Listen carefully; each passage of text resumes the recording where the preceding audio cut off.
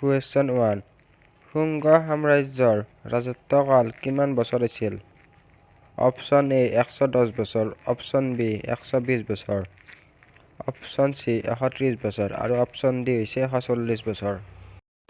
ইয়াৰ উত্তৰ হৈছে option A 110 বছৰ।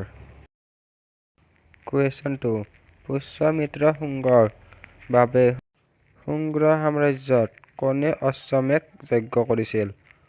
Option A Agnimitra, option B দেৱভূতি, অপশ্যন চি পুষ্যমিত্ৰ শুঙ্গ আৰু অপশ্যন ডি পতঞ্জলি। ইয়াৰ উত্তৰ হৈছে option D Patanjali. Question 3. Plassey যুদ্ধত ইষ্ট ইণ্ডিয়া কোম্পানীৰ সেনাবাহিনীক কোনে নেতৃত্ব দিছিল? Option A Robert Wellesley, option B Robert Clive, option C Abraham Robert, option D sir Robert Barker. ইয়াৰ উত্তৰ হৈছে অপশ্যন বি। Question 4. ব্ৰিটিছ ৰাজত্বৰ সময়ত আলীনগৰ সন্ধি কাৰ কাৰ মাজত স্বাক্ষৰিত হৈছিল? Option A East India company আৰু Sangram Singh, option B East India company আৰু Sirajuddaulah, option C East India company আৰু Mohammadullah, option D East India company আৰু টিপু চুলতান। ইয়াৰ উত্তৰ হৈছে option B East India company আৰু চিৰাজউদ্দৌলা। Question 5. লাহোৰ সন্ধি কাৰ কাৰ মাজত স্বাক্ষৰিত হৈছিল?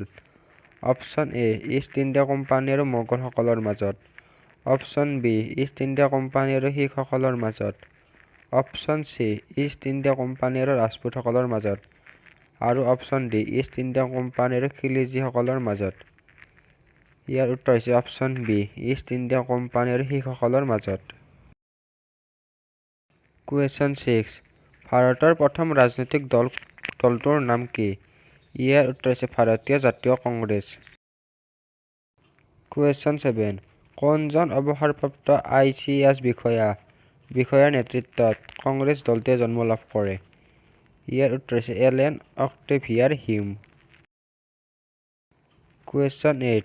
ভাৰতীয় জাতীয় কংগ্ৰেছৰ প্ৰথম সভাপতি কোন আছিল আৰু সভাপতি দলৰ প্ৰথম অধিৱেশন ক'ত বহিছিল? ইয়াৰ উত্তৰ হৈছে ভাৰতীয় জাতীয় কংগ্ৰেছৰ প্ৰথম সভাপতি উমেশ চন্দ্ৰ বেনাৰ্জী আছিল আৰু সভাপতি দলৰ প্ৰথম অধিৱেশন বোম্বাইত বহিছিল। Question 9. জাতীয় কংগ্ৰেছৰ পিছতে কিমান চনত মুছলিম লীগ নামৰ দলটো জন্ম হৈছিল? ইয়াৰ উত্তৰ হৈছে 1906 চনত। Question 10. কেন্দ্ৰত কিমান চনত কাৰ নেতৃত্বত প্ৰথমখন মৰ্চা চৰকাৰ গঠন হয়? ইয়াৰ উত্তৰ হৈছে কেন্দ্ৰত 1977 চনত মোৰাৰজী দেশাইৰ নেতৃত্বত প্ৰথমখন মৰ্চা চৰকাৰ গঠন হয়। Question 11. ভাৰতৰ প্ৰথমটো আঞ্চলিক দলৰ নাম কি? ইয়াৰ উত্তৰ হৈছে দ্ৰাবিড় মুন্নেত্ৰা কাঝাগম DMK। Question 12. অৰ্থবিজ্ঞানৰ পিতৃ কোন? ইয়াৰ উত্তৰ হৈছে Adam Smith. Question 13. Principle of ইকনমিক্সৰ ৰচক কোন?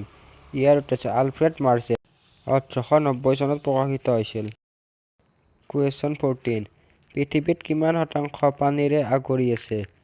ইয়াৰ উত্তৰ হৈছে 71%। Question 15.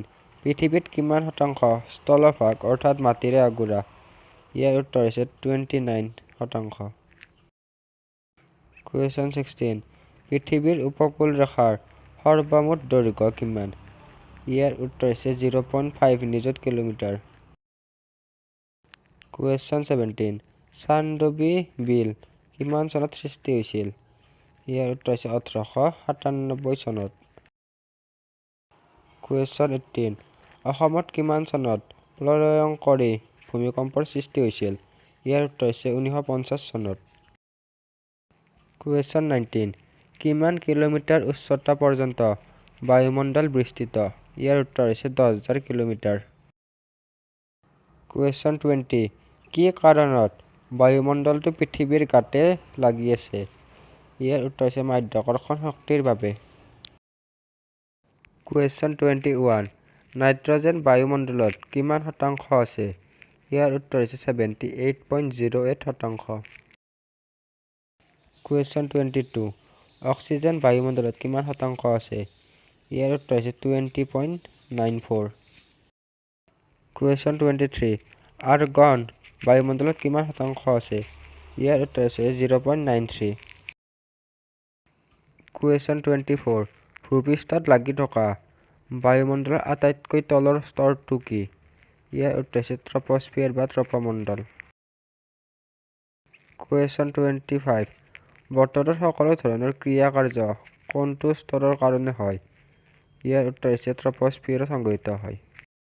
আজিলৈ ইমানে, আশা কৰোঁ আপোনালোকে ভিডিঅ'টো চাই ভাল পালে আৰু আপোনালোকে আমাৰ চেনেল পেজত যায় কমিউনিটি পোষ্টৰ কুইজত বা মক টেষ্টত ভাগ ল'ব পাৰে।